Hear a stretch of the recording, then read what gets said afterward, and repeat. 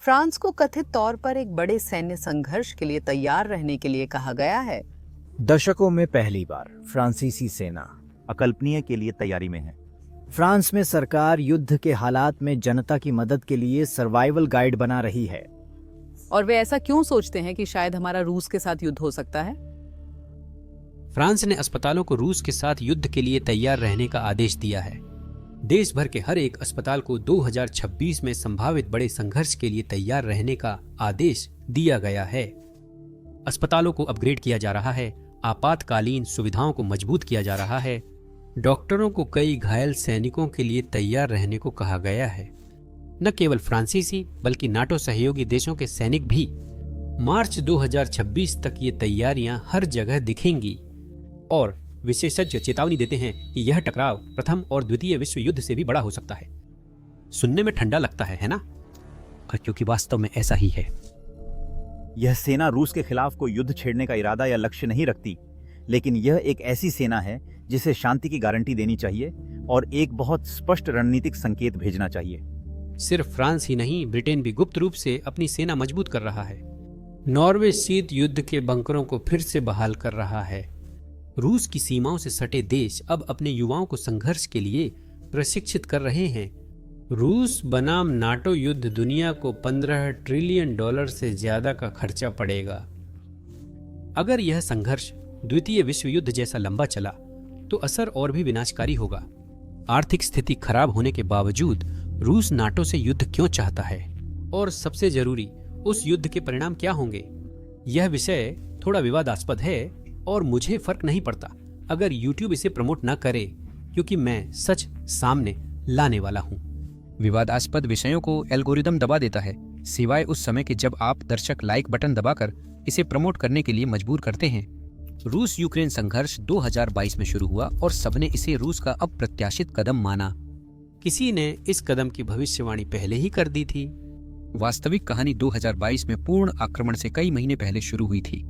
अक्टूबर 2021 में अमेरिकी खुफिया, सैन्य और राजनयिक नेता व्हाइट हाउस में इकट्ठा हुए, जब वे महीनों से रूसी सैनिकों की गतिविधियों और बड़े पैमाने पर सैन्य तैयारियों पर नजर रख रहे थे। उन्होंने चेतावनी दी कि रूस का यूक्रेन पर बड़ा आक्रमण लगभग तय है। जल्द ही दुनिया ने इसके संकेत देखे। नवंबर-दिसंबर 2021 की सैटेलाइट तस्वीरों, सोशल मीडिया पोस्टों और खुफिया रिपोर्टों में टैंक, मिसाइलें और भारी हथियार यूक्रेन सीमा की ओर बढ़ते दिखे। क्रेमलिन चुप रहा। दिसंबर 2021 के मध्य में रूस के विदेश मंत्रालय ने स्पष्ट मांग जारी की। नाटो को पूर्वी यूरोप व मध्य एशिया में सैन्य गतिविधि रोकनी होगी और यूक्रेन को कभी भी नाटो में शामिल होने की अनुमति नहीं दी जानी चाहिए। हाँ, आपने सही सुना।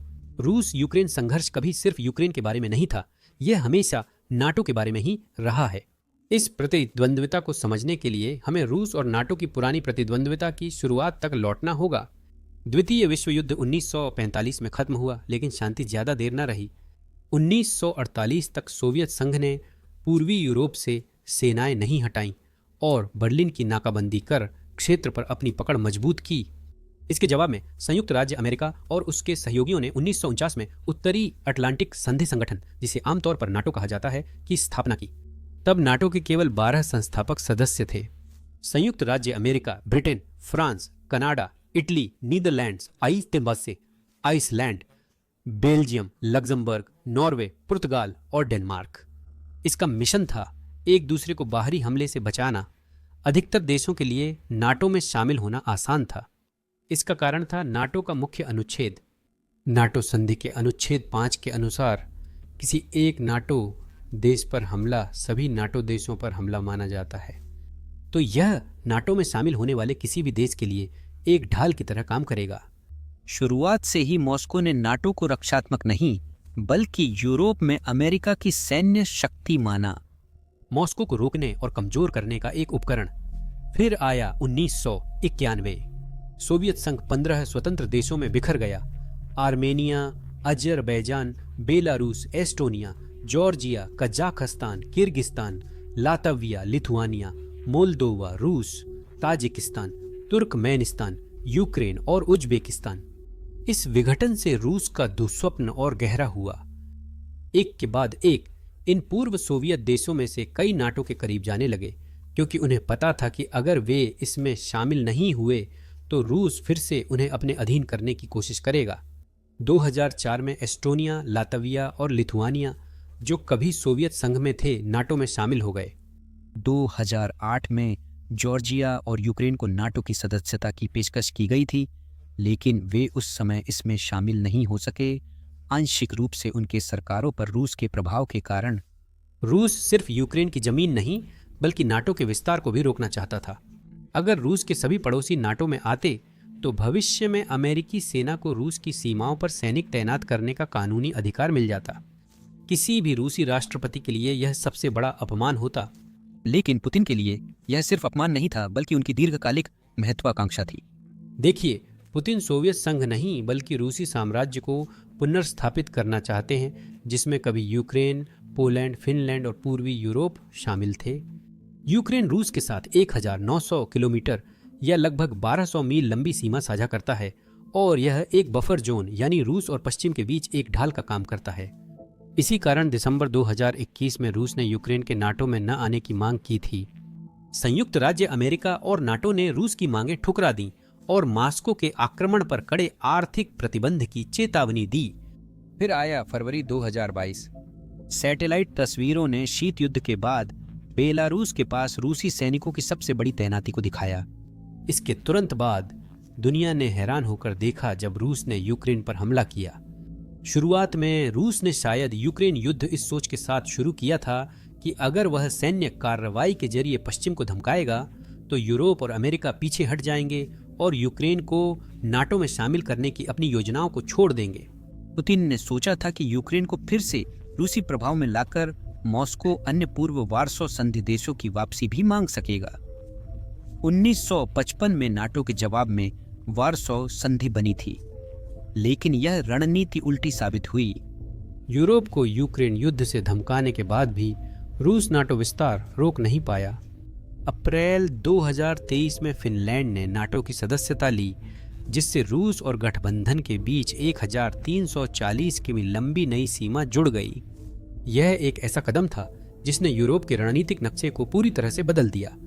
इससे नाटो रूस की जमीनी सीमा रातों रात दोगुनी हो गई और यूरोप का रणनीतिक नक्शा बदल गया। दबाव यही नहीं रुका। मार्च 2024 में स्वीडन नाटो में शामिल हुआ, जिससे बाल्टिक सागर क्षेत्र पर गठबंधन का नियंत्रण हुआ। अब नक्शे पर नजर डालते हैं। Estonia, Latvia, Lithuania, Poland, Finland और स्वीडन अब नाटो के सदस्य हैं।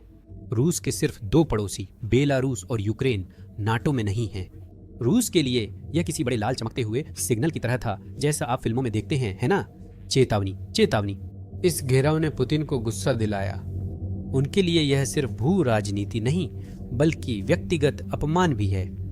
हर तानाशाह और सत्तावादी नेता की तरह पुतिन के लिए सत्ता ही सब कुछ है। प्रोस्पेक्ट थ्योरी के अनुसार ऐसे नेता तब ज्यादा जोखिम लेते हैं जब उन्हें सत्ता, क्षेत्र या प्रभाव खोने का डर होता है। यही वजह है कि लगातार 4 साल की जंग के बाद भी पुतिन का लक्ष्य बदल गया है। अब बात सिर्फ यूक्रेन की नहीं रह गई है। अब बात सिर्फ नाटो के विस्तार को रोकने की नहीं रह गई है। पुतिन अब इससे कहीं बड़ा कुछ चाहते हैं। वो चाहते हैं रूस के सभी पड़ोसी देशों से नाटो सेनाएं हटें, लेकिन इसमें एक समस्या है। रूस मानता है कि यूक्रेन हार नहीं मानेगा और यूरोप व अमेरिका उसका समर्थन जारी रखेंगे, चाहे युद्ध जितना भी लंबा चले। पुतिन के पास अब नाटो से जीतने का सिर्फ एक ही रास्ता बचा है।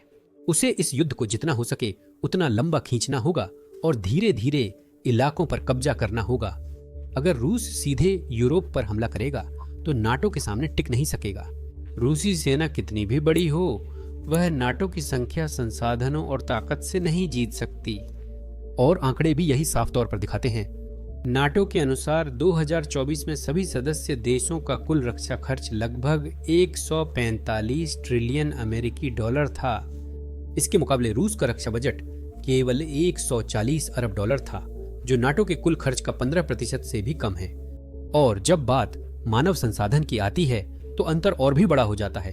अगर नाटो रूस के साथ सीधे संघर्ष में शामिल होने का फैसला करता है, यह 3.3 करोड़ से अधिक सैनिक तैनात कर सकता है, जिनमें 40,000 विशेष सैनिक हाई अलर्ट पर हैं और कुछ घंटों में तैनात हो सकते हैं।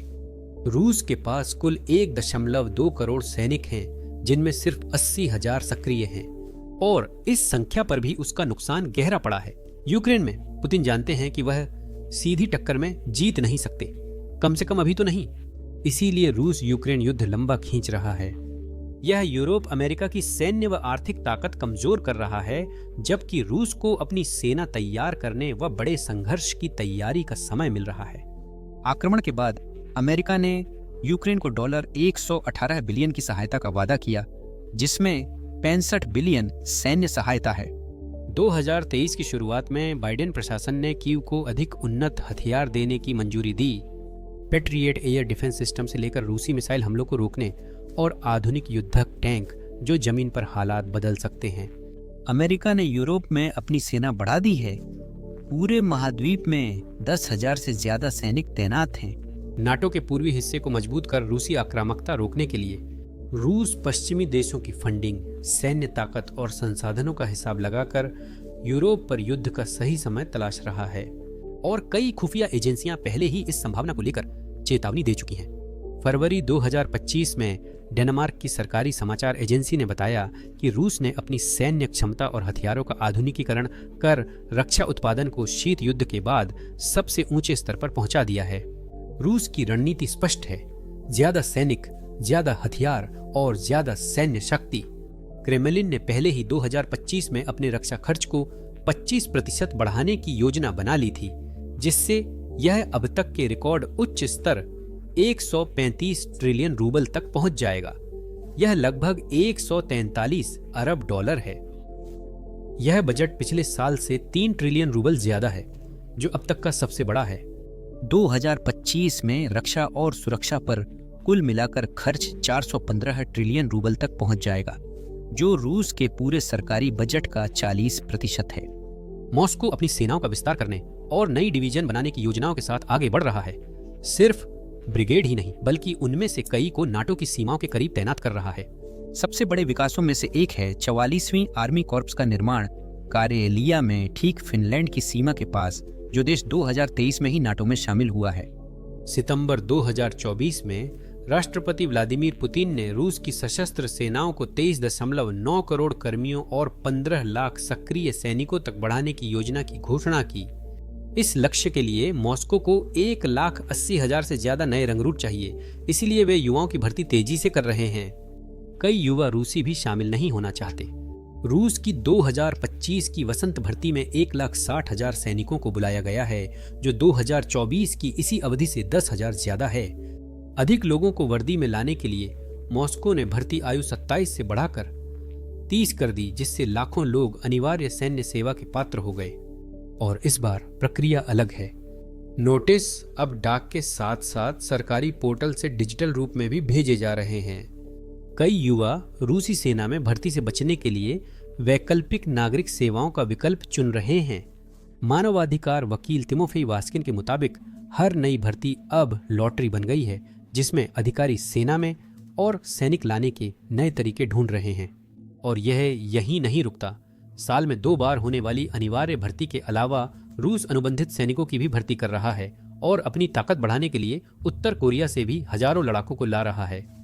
रिपोर्ट्स के मुताबिक 10,000 से ज्यादा रूसी सैनिकों की मौत की पुष्टि हुई है, जबकि विशेषज्ञ मानते हैं असली संख्या इससे कहीं अधिक हो सकती है।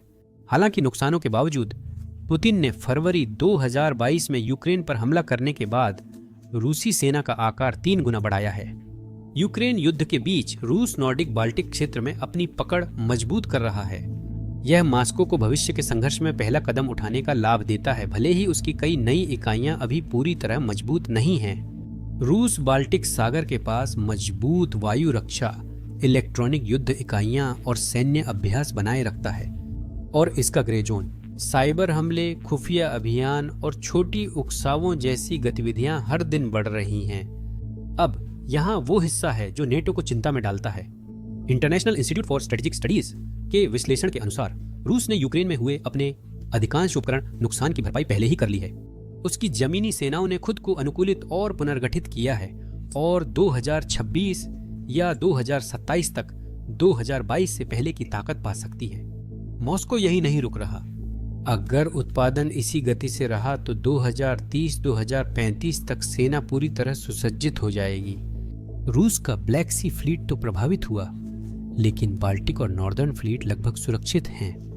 और आप कैसे भूल सकते हैं, रूस का northern fleet Yasen IM class जैसी न्यूक्लियर क्रूज मिसाइल पनडुब्बियों का संचालन करता है। गोर्शकोव क्लास फ्रिगेट्स, जो कैलिबर लैंड अटैक क्रूज मिसाइलों से लैस हैं, यूरोप में कहीं भी लंबी दूरी तक हमला कर सकते हैं। बाल्टिक सागर में रूस की नौसेना अब भी बड़ा खतरा है। वे मिसाइलों से लैस पेट्रोल क्राफ्ट, नौसैनिक माइंस और यहाँ तक कि रणनीतिक द्वीपों और महत्वपूर्ण बुनियादी ढांचे पर उभयचर हमले भी तैनात कर सकते हैं। यह एक एंटी एक्सेस और एरिया डिनायल रणनीति है जो नाटो को पीछे करने और समुद्री मार्गों पर नियंत्रण के लिए बनाई गई है। लेकिन यहाँ जो बात और भी ज्यादा चिंताजनक है वो ये है, स्वास्थ्य, शिक्षा और कल्याण पर सामाजिक खर्च 16% घटकर 77 ट्रिलियन रूबल से 65 ट्रिलियन रह गया है। यह एक स्पष्ट संकेत है कि रूस अपनी पूरी अर्थव्यवस्था को युद्ध की ओर मोड़ रहा है। पुतिन रूस की ताकत बढ़ाने को रक्षा उद्योग पर दांव लगा रहे हैं। इनमें से सभी एक बड़ी धमकी की तरह लगते हैं, लेकिन असली खतरे तो 2024 में सामने आए। नवंबर 2024 में सैटेलाइट तस्वीरों ने कुछ चौंकाने वाला खुलासा किया। 5 गुप्त ठिकानों पर ठोस प्रणोदक से जुड़ी बड़ी निर्माण गतिविधि दिखी। यही ईंधन रूस की शक्तिशाली मिसाइल प्रणालियों में इस्तेमाल होता है। पिछले 30 वर्षों से ऐसे किसी विस्तार के बहुत कम सबूत थे। 2023 से रूस ने पुराने सोवियत मिसाइल ठिकानों को फिर से शुरू कर नई आधारभूत संरचना पर अरबों रुपए खर्च करने शुरू कर दिए हैं। यह बड़ा खतरा इसलिए है क्योंकि ठोस ईंधन मिसाइल सिस्टम रूस के रणनीतिक शस्त्रागार के केंद्र में है। ये साधारण रॉकेट नहीं हैं। ये नौक के समन 720 इस्कंदर IM जैसी मिसाइलों को शक्ति देते हैं, जिनका यूक्रेन में सैन्य ठिकानों और आधारभूत संरचना को नष्ट करने में इस्तेमाल हुआ है। ये रूस के tornado S rocket launcher, AS-300 और AS-400 मिसाइल सिस्टम दुश्मन के विमानों को गिराने और जमीनी हमलों में भी इस्तेमाल होते हैं। लेकिन यही सब नहीं है। यही कंपोजिट सॉलिड प्रोपेलेंट मोटर रूस की इंटरकॉन्टिनेंटल बैलिस्टिक मिसाइलों और सबमरीन से लॉन्च होने वाली बैलिस्टिक मिसाइलों में भी इस्तेमाल होती हैं, जो मॉस्को की परमाणु हमले की क्षमता की रीढ़ हैं।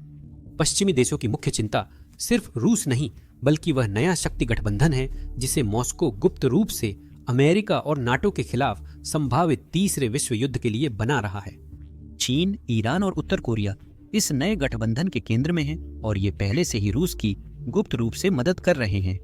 लेकिन भविष्य में वे सीधे युद्ध के मैदान में उतर सकते हैं। YouTube ने अभी अभी एक चौंका देने वाली घोषणा की है। यह क्रिएटर्स को हर दिन $64 मिलियन का भुगतान कर रहा है। क्यों? क्योंकि YouTube के पास पर्याप्त क्रिएटर्स नहीं हैं।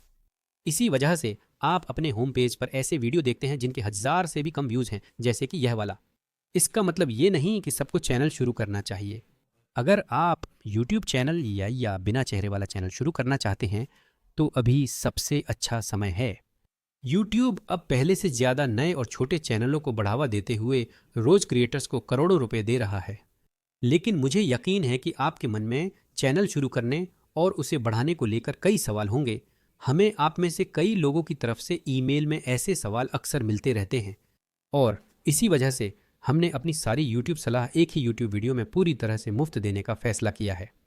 तो अगर आप उन लोगों में से हैं जो अपना खुद का YouTube चैनल शुरू करने में रुचि रखते हैं तो आप वह वीडियो यहीं YouTube पर देख सकते हैं। डिस्क्रिप्शन में दिए गए लिंक या आपकी स्क्रीन पर दिख रहे कार्ड पर क्लिक करके। यह वही बात है जिसके बारे में ज़बिग्निएव ब्रेजिंस्की, जो अमेरिका के पूर्व राष्ट्रीय सुरक्षा सलाहकार थे, ने करीब 30 साल पहले चेतावनी दी थी। उन्होंने कहा कि अमेरिका के प्रभुत्व के लिए सबसे बड़ा खतरा चीन, रूस और संभवतः ईरान का गठबंधन होगा, जो विचारधारा से नहीं बल्कि एक दूसरे की पूरक शिकायतों से एकजुट होंगे। यह चीन सोवियत ब्लॉक की याद दिलाएगा, लेकिन इस बार चीन शायद नेता होगा और रूस अनुयायी। आज वह चेतावनी सच हो गई है, ये सिर्फ अटकलें नहीं थीं। फरवरी 2022 में यूक्रेन पर अपना पूर्ण पैमाने पर आक्रमण शुरू करने और 10,000 सैनिकों को युद्ध में भेजने से कुछ दिन पहले रूस और चीन ने एक ऐतिहासिक घोषणा पर हस्ताक्षर किए, एक नो लिमिट्स साझेदारी। हालांकि बीजिंग और मॉस्को के बीच पहले सीमा विवाद रहे हैं, उन्होंने अपने मतभेदों को भुलाकर एक साझा दुश्मन पश्चिम के खिलाफ एकजुट होने का फैसला किया है। तब से चीन और रूस ने आर्थिक, सैन्य रणनीति और यहाँ तक कि परमाणु ऊर्जा के क्षेत्र में भी अपने सहयोग को गहरा किया है। चीन रूस को महत्वपूर्ण तकनीक और समृद्ध यूरेनियम देकर उसके परमाणु कार्यक्रमों का समर्थन करता है। नवंबर 2022 और जुलाई 2023 में राष्ट्रपति शी जिनपिंग ने पुतिन को परमाणु हथियारों का उपयोग न करने के लिए कहा था, लेकिन बीजिंग ने सहायता कम नहीं की है। यह सिर्फ चीन की बात भी नहीं है। ईरान ने मॉस्को के साथ मिलकर युद्ध की शुरुआत से ही ड्रोन, मिसाइल, यूएवी और खुफिया जानकारी दी है। उत्तर कोरिया, जो तानाशाही के कारण अलग थलग है, रूस को लाखों तोप के गोले भेज रहा है और मॉस्को के सैन्य अभियानों के लिए जनशक्ति भेजने पर भी बातचीत कर रहा है। इन तीन मुख्य सहयोगियों के अलावा रूस अपने तेल और गैस की ताकत का इस्तेमाल करके दुनिया भर के देशों से समर्थन, प्रभाव और वित्तीय सहायता हासिल कर रहा है। यह सब मॉस्को के संसाधनों को मुक्त कर देता है और पुतिन को पूरी तरह से भविष्य के संघर्ष की तैयारी पर ध्यान केंद्रित करने की अनुमति देता है, न केवल यूक्रेन के खिलाफ बल्कि संभवतः खुद नाटो के खिलाफ भी। डेनमार्क की खुफिया एजेंसी के अनुसार वहां सैन्य हमले का तात्कालिक खतरा नहीं है। जहां यह खबर अच्छी थी, वहीं बाद में आई खबरें अच्छी नहीं थीं।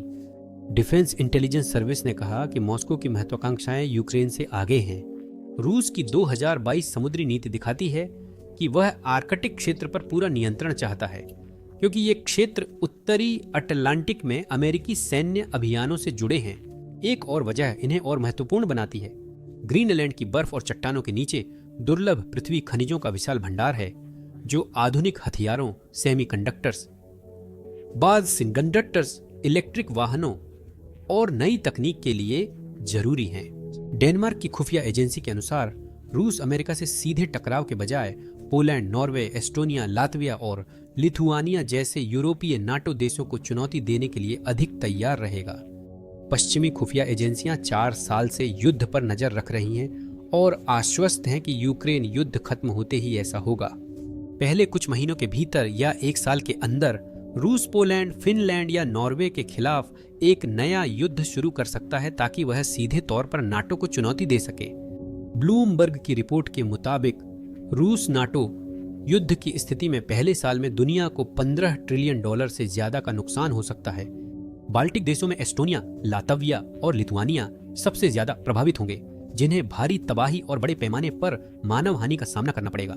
यहाँ तक कि बड़ी यूरोपीय अर्थव्यवस्थाएं भी गंभीर मंदी या नुकसान झेल सकती हैं, जिससे महाद्वीप को आर्थिक और मानवीय संकट का सामना करना पड़ेगा। लेकिन हकीकत यह है कि कोई बचने का रास्ता नहीं है। चाहे यूरोप चाहे या न चाहे, अगर रूस हमला करता है तो नाटो को लड़ना ही पड़ेगा और इसी वजह से यूरोप को अभी से तैयारी शुरू करनी होगी और उसने इसकी शुरुआत भी कर दी है। जून 2025 में नाटो देशों ने 2035 तक हर साल अपनी जीडीपी का 5% रक्षा और सुरक्षा खर्च में लगाने का संकल्प लिया। यह आधुनिक इतिहास का सबसे बड़ा सैन्य विस्तार है। अगर नाटो 2035 तक जीडीपी लक्ष्य 5% कर देता है, इसके लिए लगभग $27 ट्रिलियन और चाहिए होंगे, जिससे नाटो का कुल वार्षिक सैन्य खर्च अभूतपूर्व 42 ट्रिलियन अमेरिकी डॉलर तक पहुंच जाएगा। जर्मनी को हर साल $329 अरब, फ्रांस को $221 अरब और इटली को $158 अरब खर्च करने होंगे। अगर तुलना करें तो ये आंकड़े उनके मौजूदा शिक्षा पर सार्वजनिक खर्च से भी ज्यादा हैं, जो जर्मनी के लिए $283 अरब, फ्रांस के लिए $225 अरब और इटली के लिए $126 अरब है। 2024 में दुनिया के सिर्फ 9 देशों ने अपनी जीडीपी का 5% या ज्यादा रक्षा पर खर्च किया और इनमें से ज्यादातर पेट्रोस्टेट्स, तानाशाही या युद्धग्रस्त देश थे, जहां सरकारें बिना संसदीय मंजूरी के सैन्य खर्च बढ़ा सकती हैं। लेकिन यूरोपीय देशों जैसी लोकतांत्रिक व्यवस्थाओं के लिए इतने बड़े रक्षा बजट पास करना आसान नहीं है। सबसे पहले अलग अलग नाटो सदस्य देशों को अलग अलग सुरक्षा माहौल और रणनीतिक प्राथमिकताओं का सामना करना पड़ता है, जिसका मतलब है कि उनकी रक्षा जरूरतें नाटो की सामूहिक क्षमता लक्ष्यों से पूरी तरह मेल नहीं खाती। दूसरी बात, नाटो खर्च का लक्ष्य तय करता है, लेकिन फंडिंग अलग अलग देशों के बजट से आती है, जिसे उनकी संसद से मंजूरी लेनी होती है। यूरोप पर खतरा मंडरा रहा है, भले ही फिलहाल यह संभावना मात्र हो। महाद्वीप को सबसे बुरे हालात के लिए तैयार रहना जरूरी है।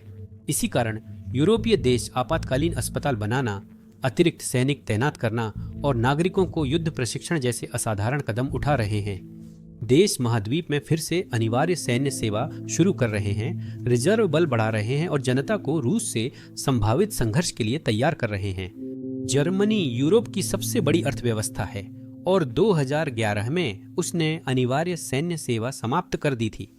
लेकिन अब सब कुछ बदल रहा है। 1 जुलाई 2027 से जर्मनी एक नई सैन्य सेवा शुरू करेगा। हर युवा पुरुष को स्वास्थ्य, स्थान और युद्ध तत्परता के लिए जरूरी डिजिटल प्रश्नावली भरनी होगी। अभी सैन्य सेवा अनिवार्य नहीं है। यह प्रणाली जर्मन सरकार को अधिकार देती है कि सुरक्षा बिगड़ने या स्वयं सेवक न मिलने पर अनिवार्य भर्ती लागू कर सके। और जर्मनी अकेला नहीं है। फ्रांस 2035 तक अपने रिजर्विस्ट बल को 46,000 से बढ़ाकर 1,05,000 कर रहा है। यह हर सक्रिय सैनिक के लिए एक रिजर्विस्ट है जो कभी भी सेना को मजबूत करने के लिए तैयार है। जर्मनी के पूर्वी पड़ोसी पोलैंड ने 2008 में अनिवार्य सैन्य सेवा को समाप्त कर दिया था। रूस के यूक्रेन पर हमले के बाद उसने यूरोप में बड़ा सैन्य विस्तार शुरू किया।